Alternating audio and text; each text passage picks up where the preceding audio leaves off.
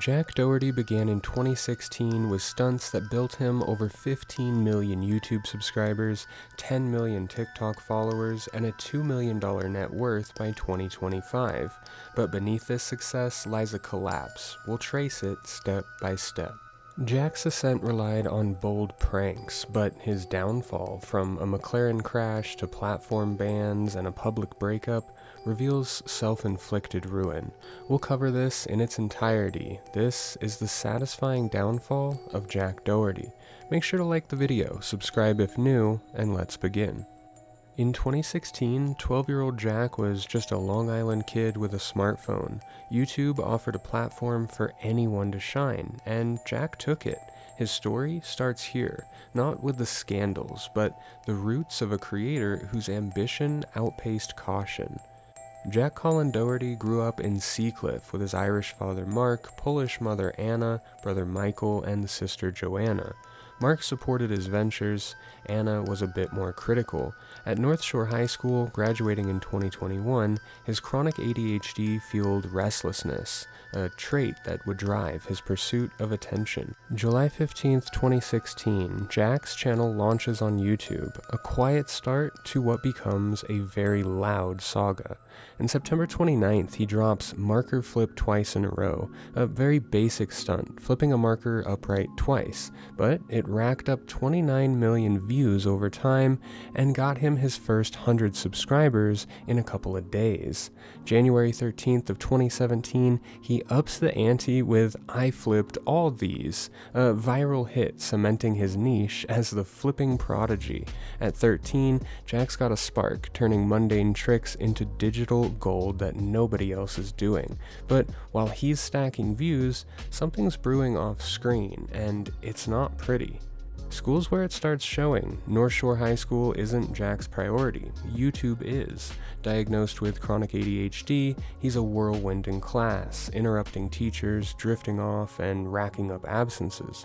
He'd later admit to 27 unexcused absences, laughing it off as good content. His dad Mark is all in, cheering the YouTube grind. His mom Anna isn't sold, but she can't stop him.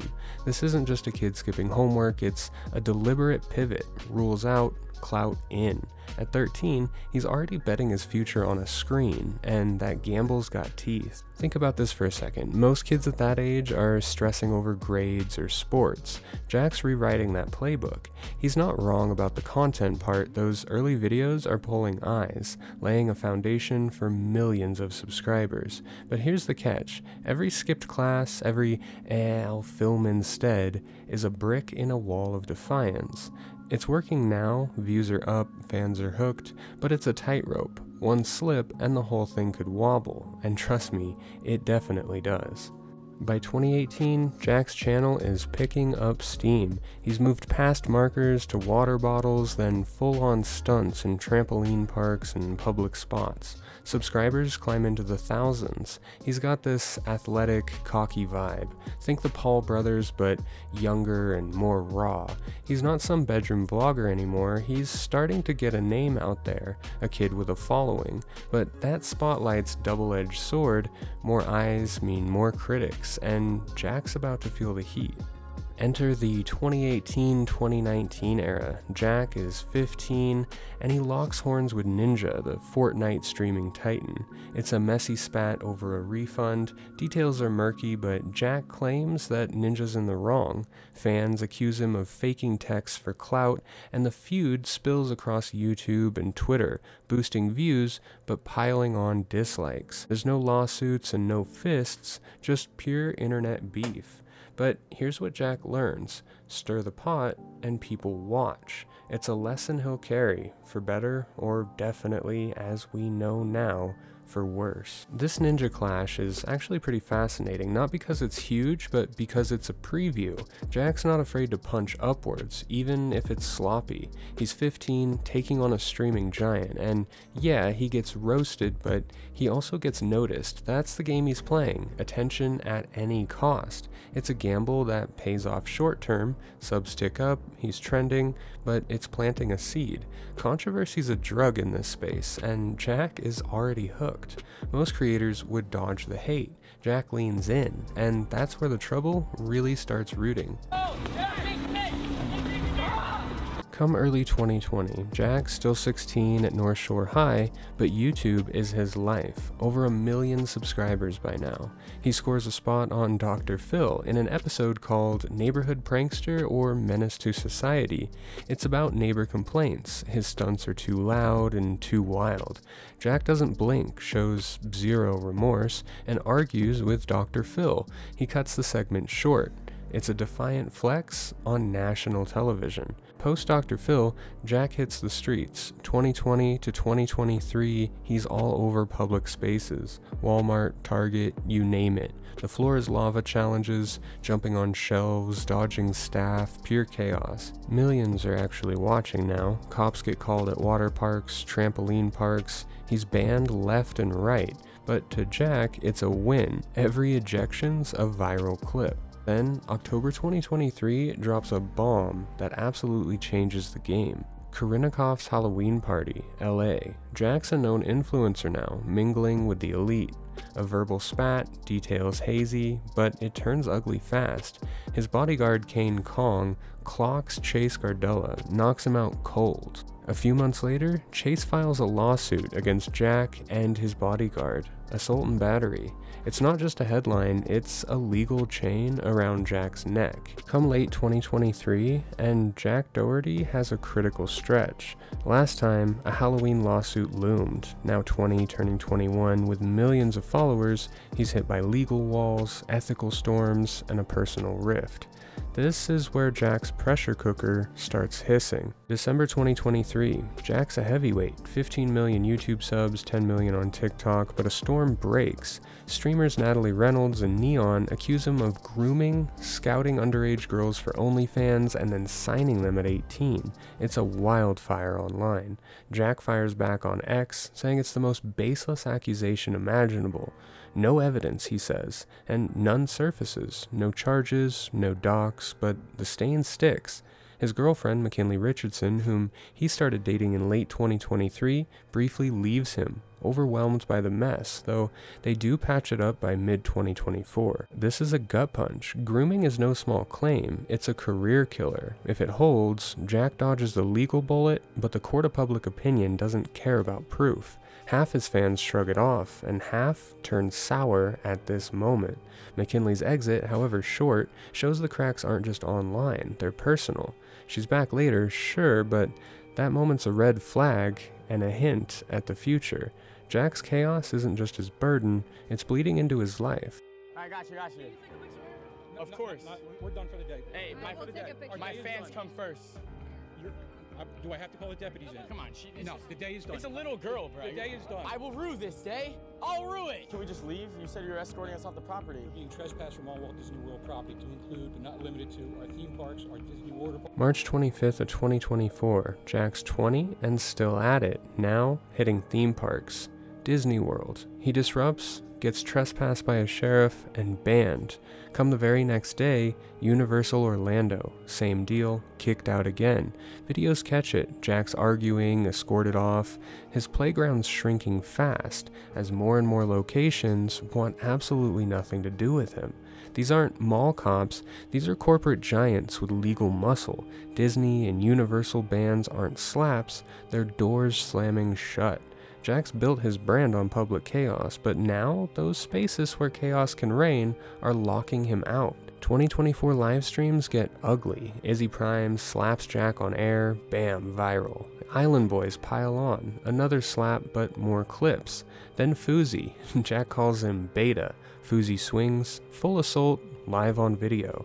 These aren't stunts, they're real beefs, and Jack's just the punching bag at this point. Late 2024, Jack's 21 and drowning in it. Grooming rumors, park bans, livestream brawls, a shaky moment with McKinley. Subs stick, but he's very vulnerable. His chaos isn't charming, it's cracking him open. He's not learning anything, not growing, not evolving. He's just pushing harder, entirely blind to the edge he keeps walking towards.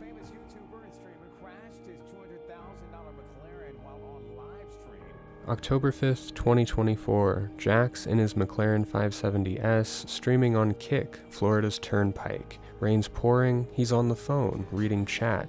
Only one hand is on the wheel. He hydroplanes, smashes a guardrail, car's toast. Cameraman Michael takes a head hit, needs stitches. Florida Highway Patrol cites distracted driving. Mid-October, Kick bans him. I mean, let's zoom in here. Jack's whole brand is pushing limits, store pranks, live fights, but this is next level dumb. He's 21, got a $200,000 car, and he's treating it like a toy while streaming. The crash isn't just metal, it's his empire taking a hit. Kick's ban isn't a timeout, it's a gut punch to his live stream livelihood. And Michael's injury? That's the human cost that Jack just shrugs off, filming the wreckage like it's content. November 15th, 2024, Jack marries McKinley Richardson, a fellow influencer with a big following. It's on Twitch, pulls huge views, but chat's dead. View-botting accusations fly.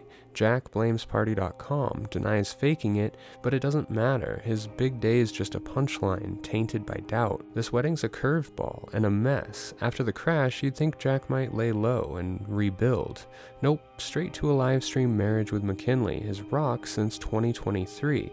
It's bold, romantic even, but the botting claims, they're a knife to the entire vibe.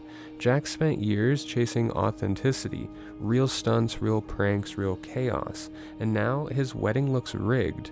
True or not, it's a PR disaster. Fans seem to smell fakery, and that's poison for a guy who's already bleeding credibility. It's a personal win turned public loss. January 2025, Kick unbans. He's back, streaming again. But January 18th, it implodes. A heckler taunts, security swings, fight breaks out on camera, and Kick bans him again. Indefinite this time. 2 bans in 3 months, and he's done. This is the kicker. Jack can't catch a break because he won't take one. January 9th, he's got a lifeline. Kicks back, a chance to stabilize. 9 days later, he's banned again. A heckler fight? It's classic Jack. Provoke, react, explode. But it's also the end game. Kick's not playing. They're cutting him loose. Streaming's his cash cow, his stage, and it's gone. Come late 2024, post-wedding, the exact date is unclear, Jack films McKinley crying, his wife since November.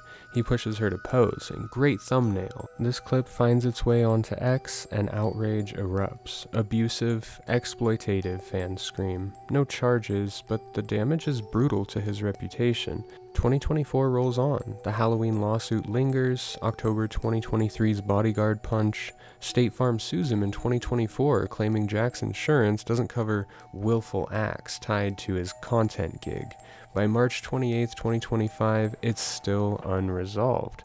Legal fees stacking up, a slow bleed on his $2 million net worth. Come March 2025, the big one. McKinley Richardson leaves Jack. 4 months after their wedding, she's out, citing his behavior. Think crying video, endless chaos. It's all public, raw, and a final nail. No reunion by March 28th. She's gone, and Jack's alone. This breakup's a sledgehammer. McKinley's stuck through grooming rumors, crash fallouts, bans, then this. That late 2024 video likely lit the fuse. Filming her breakdown wasn't a one-off. It was Jack being Jack, and she'd had enough. 4 months from I do to I'm done, that's not a slow fade, it's a snap. Their Twitch wedding was a spectacle, this split's a bigger one. X lights up saying karma, he deserves it, and Jack's not just losing a wife, he's losing the last shred of stability. It's poetic, brutal, and oh so public. Late 2024 to March 2025, crying video tanks his rep, lawsuits bleed his wallet, McKinley's exit guts his personal life. By late March 2025, Jack is 21, still got 15 million subs, but it's a husk. Disney, Universal bans from March 2024, Kick bans from around the same time, legal woes piling high, and a wife that just left through the front door. He's still posting, clinging on, but the empire is ash. Jack Doherty is currently a ghost of his peak. His reputation is trashed, his streams are dead, and his wife is gone. It's all him, every ban, every loss, his own hand. This isn't a pause, it's a fall, and we've watched it unfold in real time.